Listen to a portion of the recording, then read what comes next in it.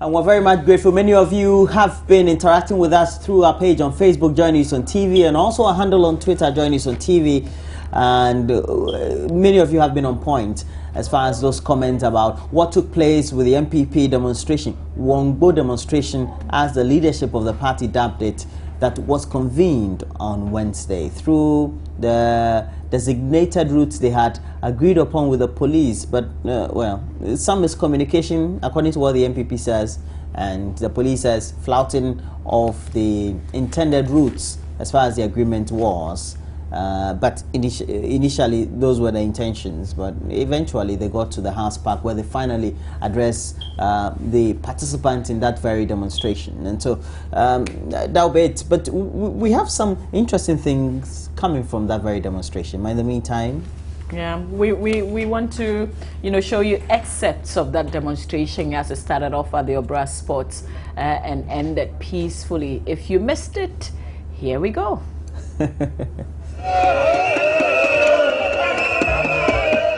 Wongbo is a Gan word which means we are dying, and that was the sentiment expressed by the demonstrators, mainly sympathizers of the New Patriotic Party. From 9 a.m. to 1 p.m., the demonstrators, clad in red and black to indicate their distress, marched through the principal streets of Accra to ask for solutions to the litany of problems the country faces, with the current power crisis being the biggest of them. This signifies how angry we are. Everybody in this country called Ghana is angry. We are angry because it appears the NDC have taken us for a cheap ride. I have, because one, I have a business that has collapsed. My business, and sometimes, look, I've never seen any country where electricity is on at 1 a.m., 2 a.m. By 5 o'clock it is off. And therefore it means that all of us who are doing our businesses by the day cannot have electricity, to help us in our businesses. The Greater Accra Regional Chairman of the New Patriotic Party, Ishmael Ashiti, promised a peaceful march. And peaceful it was until the demonstrators decided to use an unapproved route, the Central Business District. To forestall any altercations with the demonstrators, the Ghana Police Service gave in and allowed them to have their way. But were the demonstrators satisfied after their more than 5 hours march? Yes! Yes! Yes! When you speak, he said you should bring a solution. You are governing the country. If you don't have any solution, you should get up for somebody to come and give a good solution for us to be free, because we are suffering. Mothers, we can't pay our children's school fees. Everything has become bazaar. So we should we are telling John Mama that we are fed up. When you let the government know the actual thing you are facing, with this government people, they have generators, and even certain areas where they live, they hardly do they off their lights. They don't feel what we do, you understand? So I believe that if we demonstrate to them, they will. I say them because I'm also Ghanaian. The doom so is also affecting me. Affecting me, but I'm a student. I don't even get light in the nights. I don't get light to iron my things. I've been in darkness for 3 days. The rank and file of the NPP, made up of the flag bearer and vice presidential candidate, were all present at the event. And it was placards, and more placards. Derek Aposam for Joy News. so that very demonstration dubbed Wongbo, and it's just from Gan, and in Gan parlance means that we are dying. If you take it to a Akano tree, Yewu Wongbo. No, Yewu, like you've added another O to it. Yewu. Yewu. Yeah. Yewu. I mean, it's Wongbo. Oh, okay. Yeah. Wongbo. Okay, but not everybody obviously is in that or has been in favor of this particular demonstration. There was some who abstained, right? Yeah. Very okay. I thought we knew some people who were going to join yesterday. what we do know is that the demonstration got the backing of some other political parties, the PNC, for instance. Notably. Yeah. And then Occupy Ghana, the Occupy has also decided to back the demonstration. They're supposed to be a pressure group, right? They're not politically aligned. No, they're not. Okay. So there are some people who were not in favor of the demonstration. We want to hear their views as well.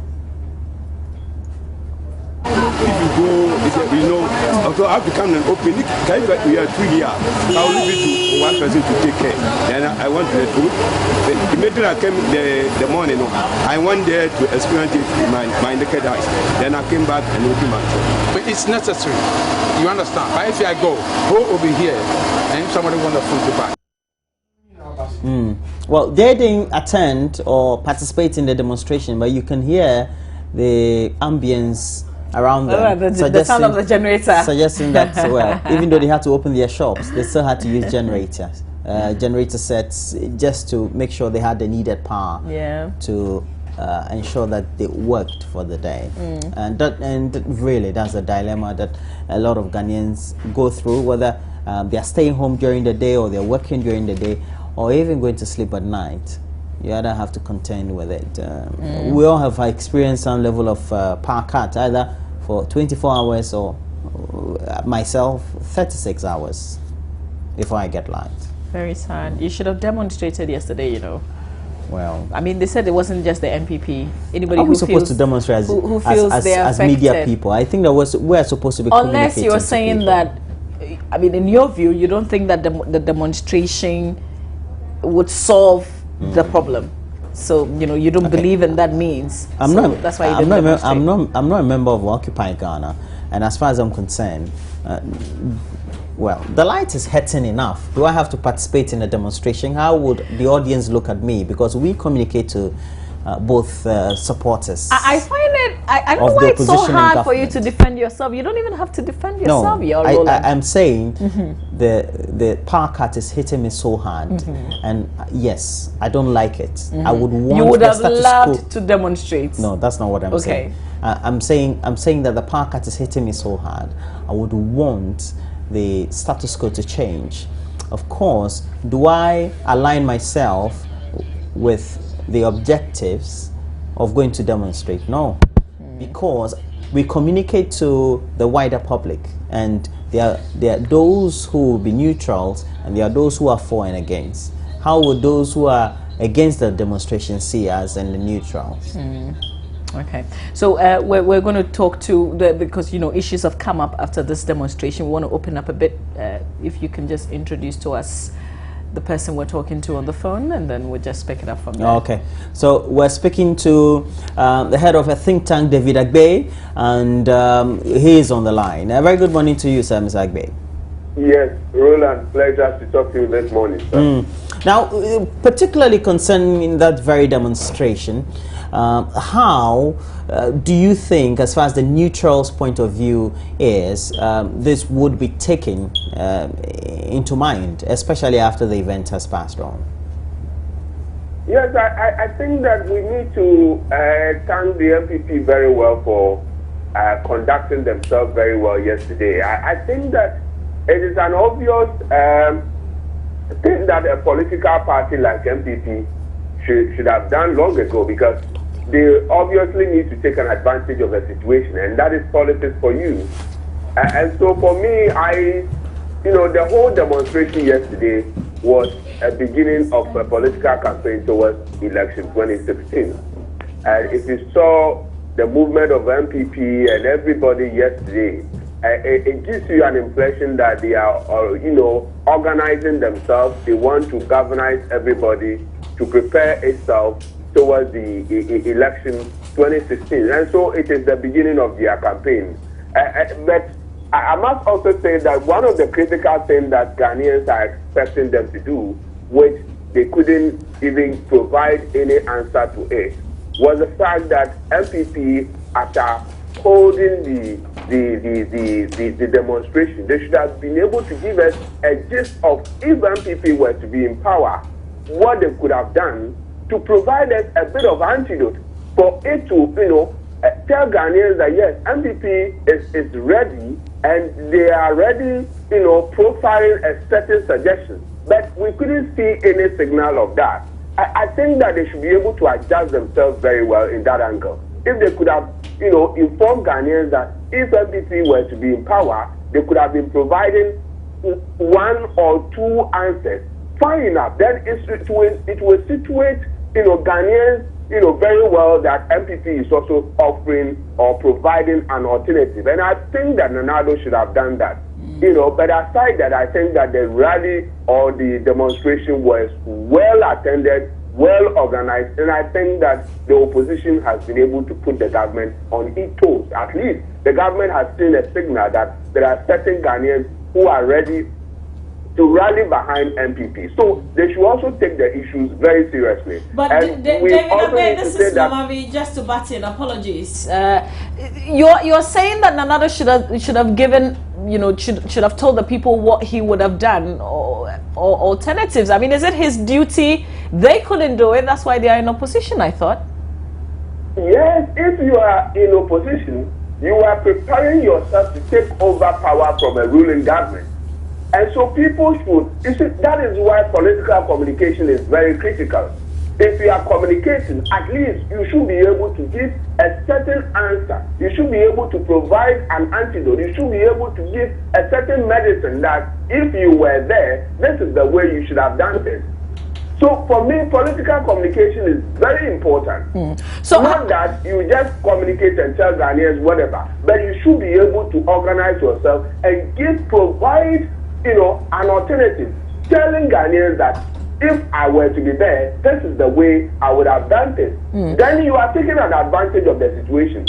But to go there and organize a demonstration without profiling, for me, that is a negative aspect of it. But I think that the opposition did very well yesterday. The demonstration was well attended, and I think that the government should take a signal from that. The government shouldn't say that, MPP, whatever it is, and it was health work or whatever it is. Whether it was a health work or not, they've taken advantage of the situation. And so the government needs to also sit up. Although they've also told Ghanaians that this is the way they are providing a short-term, medium-term, and a long-term measure. But the opposition is also telling you that they are also ready.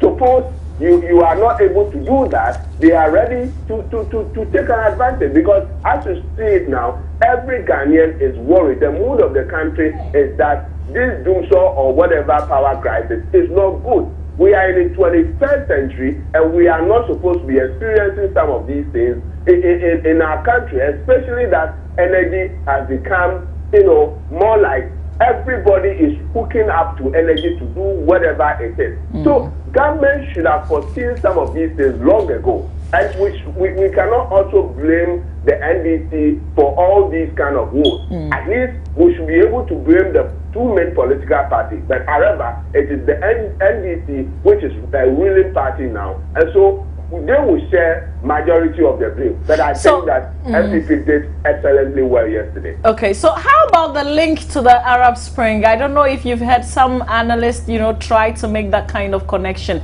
Do you see any connection? For me, I think that by now, Nanado should have called those people who are singing such a song into question. Nanado should be able to tell those people that those are very negative comments that those people shouldn't have expressed, first of all, at the place. Because if they really want Nanado to become a president, they wouldn't be saying those things. And so they should be able to refine their words, properly. They shouldn't do those things. They don't know how those Arab Spring, has had on many of those countries.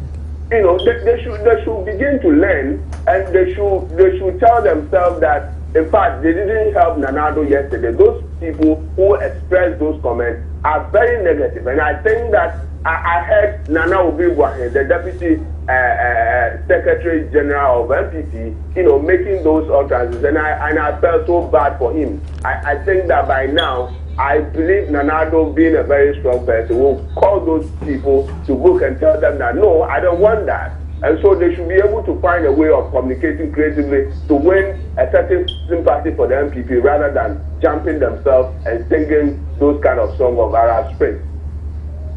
All right, David Agbe, you've had to hang on for us because we've also been joined by Dr. Amwakuba, who's the head of the Political Science Department at the KNUST. Good morning to you, Doc. Thank you for your time this morning. Good morning. I've got to ask what your assessment of the Wongbo demonstration organized by the NPP is initially. Well, what the NPP is doing is what NPP is supposed to do. Opposition parties propose. And the opposition does not mean that they just don't agree with you. They highlight your deficiency. They highlight your failure. They remind the voters of what has happened. So don't forget. So when it comes down to vote again, remember these failures and vote for us. That is how it's supposed to work. It's part and parcel of this system. And people don't understand it. Now, talking about Arab Spring, that's a different matter. But even there, the majority party should take notice. Because if Parliament has turned itself into a rubber stamp Parliament, you see, if Parliament has done its work, as Parliament is supposed to do, especially in terms of oversight of the executive, maybe this country will be in a better position, a little better position than where we are now. But Parliament has become rubber stamp. Whatever the executive brings, they rubber stamp it, they stamp it, they agree. Where corruption going on everywhere, who has been arrested? Attorney General is not doing his work. Parliamentary investigation never takes off anywhere. And so then, the question is this: what is left to bring about change? When you vote for someone, it does not mean for 4 years you are held hostage. No. Sometimes the government can be changed in mystery, and nobody is advocating for violence. But if it takes demonstration to change it, then so be it. Is that the purpose of the demonstration from where you sit? Is that what you see? Is it to get a change no, not at all. Of governments? I don't see this demonstration as the beginning of something similar to Arab Spring. But the truth is, you never know. When, especially the political party doing it, it is not as dangerous. It's when labor organizations join, and then political parties join, and then students join. Who is left? That is the danger. And so all of us should pay attention, especially those who do not want any basa to occur. Then do the right thing. Show the people. You see, this is not just about government failure. It is about government ineptitude. Even when you don't have money, yes, we know that. It's our government. We don't have money. That's how we should say. But what prevents the government from prosecuting those who have stolen money? Does that too take too much money to do? What prevents the government from doing even that work to give us some level of hopefulness that, yes, indeed, some things will change? It's more of the same. Every day you hear somebody stealing money, misbehaving, GNPC, energy, ministry, on and on and on. When is it going to stop? Or are we just supposed to just sit here and let everything get destroyed? Then what are we going to fight for next time? Sometimes you have to start right now before it gets too late. Okay, Dr. Wakuba, you're still on the line, and before we let you go, we would want to have a last round of comments, and we have David Agbe. He's the executive director for a think tank, Ghana Institute of Governance and Security, on the line. Now, David, your concluding comments on the subject of whether the demonstrations really are going to meet the intended objectives, because we're being told in the next few weeks we're going to have a lot more of these demonstrations being put together. What would that also have as far as implications for security? Yes, Roland, thank you once again. I think that Dr. Amwakuba, my lecturer, is contributing to knowledge. But however, these are some of the things that happened around 1980s when Rawlings overthrew the man government, and people criticized him heavily. We should not go there. I think that what we need to do, whilst we've accepted the fact that we are into democracy, people need to respect the rule of the law, and we need to ensure that we do not do anything that will overturn our governance process, just like it happens in Burkina Faso, where, they ban parliament and the president has to run away and all that. It sends a negative signal with respect to our democracy. But I think that what government needs to do, and which government should have done long ago, should have foreseen some of these things coming long ago, that this power crisis is going to affect him so well. And I do not know the advisors of the president. They should have done better by now. Although we are not saying that the problem occurred during NDC regime. MPP too must also blame themselves, because in 2006, 2007, we experienced those things and we did not find. I heard Mr. Rekubru saying that MPP bought toy machines here and there. But as we speak now, it is NDC, the ruling government. As at that time, NDC, I heard Mr. Atuahwe and other people writing on notice boards saying that this is the way they could have done it. We expect MPP to should have been taking that angle of providing a certain level of antidote or alternative. Well, so David, we can say, yes, David, I do understand your point, but what alternative would they have proposed that they haven't already proposed? But before you come on to that very comment, Dr. Makoba, at what point do we have to say the opposition has a role to play in keeping the ruling governments on its toes, and so, embarking on demonstrations is the way to go, while not compromising on security of the country? Consistently, when we have stakeholders who are there, it could be looking at our history, who are always monitoring whatever political exigencies there are. Well, you see, when you say that the opposition should contribute, it means you give them room to work with you. That is not what we have. Every single bill that comes to Parliament, simple majority, no matter how much they protest, it does not matter. But that's what we've had in our constitutional democracy for the Fourth Republic, is that not it? Well, yes, but you have to be reasonable. The country does not belong to just the majority for you to do whatever you want, and then when it doesn't work, then you say you should contribute. Contribute what? Kofi Adams is saying that the opposition to contribute ideas. What we are facing now is not ideas, it's money. We don't have money. How do they contribute money? Do they collect the taxes from anyone? We've squandered the whole thing, misspent everything, lies, tolling. That is what is going on. And so anybody who's saying anything else is not being honest. How does the opposition provide money? Do they collect the money from internal revenue? How do they do that? This is money. This doomsday we are in. We are being told as if the problem is power generation. It is not power generation. It is fuel to power the generator. It is fuel to bring the energy. Where is the fuel? We don't have money to buy the fuel. That is the main problem. And so when you come and tell us that you've ordered budgets and this and that, what about Atuaba and all the other things that you told us last year? What has happened to them? Have they burnt up too? Where is the fuel to fuel them? Dr. Makuba, do you agree that based on the voting pattern of the two political parties, both parties have the numbers to always pull people onto the streets? Well, yes. Okay. I agree. All right. But so if both parties decide to be pulling their supporters based on the sympathies they have among the voter population, people are not stupid forever. Okay. You know, there is a I presume you're saying that NDC supporters are likely.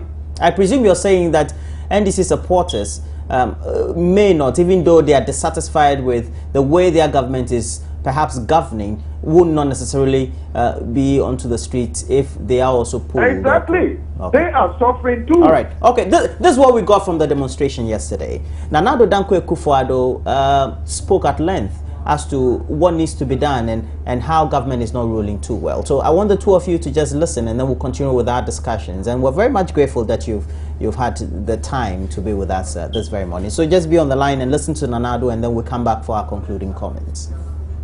This is our president. Also, I'm going to The president has vowed not to listen to the plight of the people, but the people will listen to us. The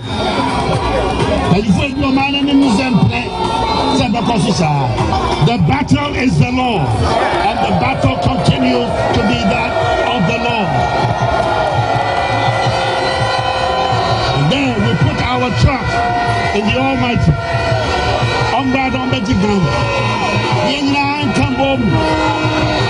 The Lord should save our country. The president should listen to the people and change his governing style.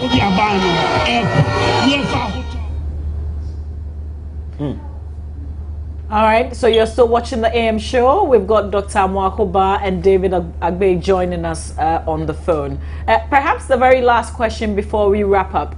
This call that Nanado is making, maybe David Agbe, you can take this first. This call that you're making, is he representing the people really, or he's representing the opposition in this matter? Oh, obviously, he's representing his political party. Don't forget that he's the flag bearer of the MPP. So, I mean, if his people have organized, he needs to be there. He needs to, tell them that I belong to you and I am your leader. And so, for me, I was happy yesterday to have seen all those people surrounding Nanado. It tells you that the party is preparing itself very well. It tells you that there is a level of cohesion within the party. So they are preparing themselves very well that should NDC fail, they are the alternative, government, waiting. But let me answer the question of the security implication. I think that the security agency yesterday did creditably well, that they postured themselves very well, because they told the MPP this is the route. MPP disrespected the route, but the security agencies prepared themselves very well that they are dealing with a political party, and that is why the Accra regional commander was saying that yes, AFAC did something. They asked them to do the right thing, they refused and all that. So they foresaw that the party will misbehave in a bit. And so for me, the security intelligence and the security agencies need to be aware and need to prepare themselves how to deal with the political party, especially the major opposition party in power, the major opposition party trying to position itself very well, try to ensure that they do as much as demonstration in the country to be able to take an advantage. They need to find a way of balancing, David. Their house very well, so that it does not degenerate into any chaos in the country. All right. I think that the LPP did creditably well by putting the government on its toes that they need to do what is right for people of Ghana to actually benefit, because many Ghanaians are suffering with regards to this doomsday crisis that we are going through. Okay, don't leave. We have one more question. But your reaction to that, especially the comments by Nanado Dankwa Akufo-Addo, Dr. Makoba. Well, I'm sorry. When you played that piece, I didn't hear anything. Okay. So you have to tell me. Oh, basically, you're just talking about how government was not doing too well in office, and how also, alternatively, the MPP was the best party to make sure they put things right. Well, it's very simple. I've said it already. That's what opposition party is supposed to do. You oppose, and then you highlight your opponent's weaknesses and failures so that the people vote for you the next time around. And that is what they were doing. Now, you see, sometimes I don't understand it. We think that democracy is just go and vote. No. The voting itself is the means of picking the right people to run the government to improve your life. Now, when you pick the people and your life gets worse, what's the point of voting? This is what we don't understand. Okay. And this is why those in charge should always keep that in mind. That, look, you've been entrusted to do a job. If, for example, the parliament did its job in terms of oversight, for example, the president is going to borrow a loan or money from someone, somewhere, and they come and they say the interest rate is 9%, and parliament is doing its job and says, okay, 9% is too high. We want you to negotiate it down. If you come to 6.5, we will approve it. It is likely that they will come down with it. But they never do that. As soon as they bring it, boom, approved. Okay. How is that helping the government? How is that helping them? Okay, this is the problem. We can't hold President Mahama alone responsible for the fiasco. Parliament is squarely responsible. Okay, let me just let you wrap up here. Following what took place yesterday, the international media seem to have captured it in more succinct ways. For example, Al Jazeera said, well, they had over 500,000 people on the streets, and it gave an indication that Ghana needed change. The BBC said, well, nearly 1 million people. Do you think some of these reports, especially also the way they are captured by international news media, tend also to give some indication about the geopolitical implications of some of these demonstrations to our multilateral donors or partners? Well, yes. I mean, it should be taken very seriously. When it comes to these civil unrest, you never know what is going to happen. That is the problem. So whenever you can forestall it, you should do that, right? Okay. And so, as I told you, this one is the first one. I don't think this one is going to start anything major. But if nothing is done, if the situation deteriorates further, and you get labor unions on strike, it means nobody is going to work. You can't go to hospital. Now we have to stop. The students join, the politicians join. Who is left? That is the danger. Okay. And so this is not because somebody is threatening the government, not because MPP or CPP or any of the parties demonstrating is threatening the government. This is the natural progression if you are not careful. Well, thank you very much. You seem to be advocating that even the students, etc., and union leaders should join. But thank you very much, Dr. Mwakoba. He's a political science lecturer with the Kwame Nkrumah University of Science and Technology. And David, your concluding comments about the reactions of the international news media and what it has as an implication on the geopolitical sensitivities of the multilateral donors. Yes, I think that, Roland, we need to organize ourselves very well. We need to be careful about the way international media also carry our stories. But it also means that government needs to sit up. Oh, obviously, the government needs to sit up because I think that they need to show more, commitment to, resolving, these energy crises, because everybody is getting a bit of, madness in regards to this energy crisis, if it is the right word to use. I think that everybody is not comfortable about these energy crises at all. And that is a major problem that they need to find a way of resolving it once and for all. If they are serious people trying to rule this country, they need to be able to, solve this energy problem so that it does not degenerate into anything. But I also equally believe that when people are also calling on the MPP to provide an alternative, they should be able to listen and be able to chronicle certain things that will be able to benefit them. Okay. Look at David, your point has been made, sir, and we're very much grateful for your point. David Agbe is the Executive Director for the Ghana Institute of Governance and Security. Well, they call themselves shortly with the acronym GIGS, so to speak. And thanks, David. Mama V, you always say my comments. Seriously, am I a political analyst? I wanted to say, what do you make of it? Sometimes the way you treat me is not fair. It's as if we're picketing or demonstrating. Sometimes I feel sad for myself because people have no idea the kind of person this man is. Okay. But we still have got two more things for you before we wrap up at 9. They say apps is the way to go for all the problems that we have. Is the solution in the internet? I guess it's a little question to be answered shortly after this, and then we'll continue with talk. What do you say? All right. So that'll be it. We're taking a break. When we come back, we'll have a lot more for you.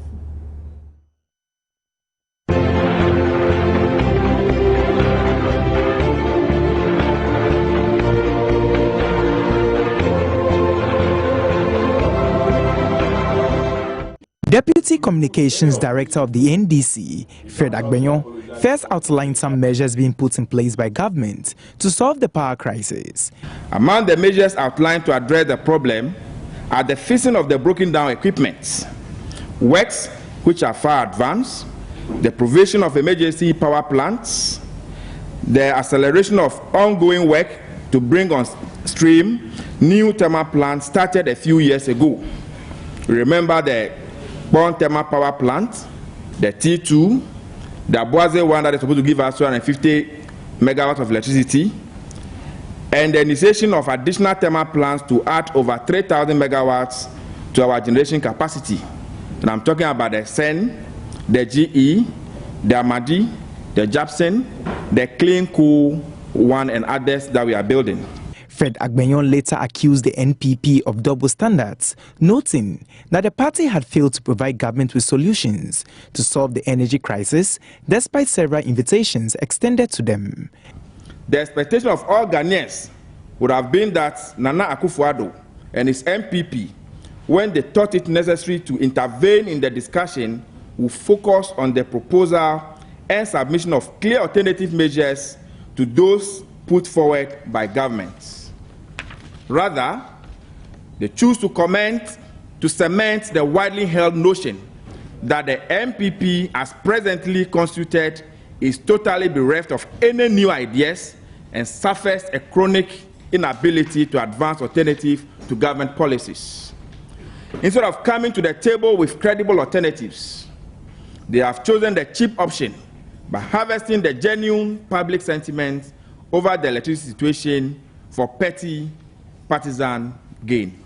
National organizer of the party, Kofi Adams, then laid the blame at the doorstep of the NPP. Why demonstrate against something you contributed significantly to putting us in? And like we kept asking the NPP, give us any alternative that you think this government is not doing today to deal with the problem, or give us something that you did different, or that you did so well when you had 8 years. Don't forget that if we seriously even want to go back and add everything, this is a government that have not had the same time as the previous administration. But if you look at the levels of additions, the number of signings, and the commitment to long-term energy solution, then they cannot really match us. That is why we are surprised. He expressed optimism that the interventions being put in place by President John Mahama to solve the energy crisis will yield positive results.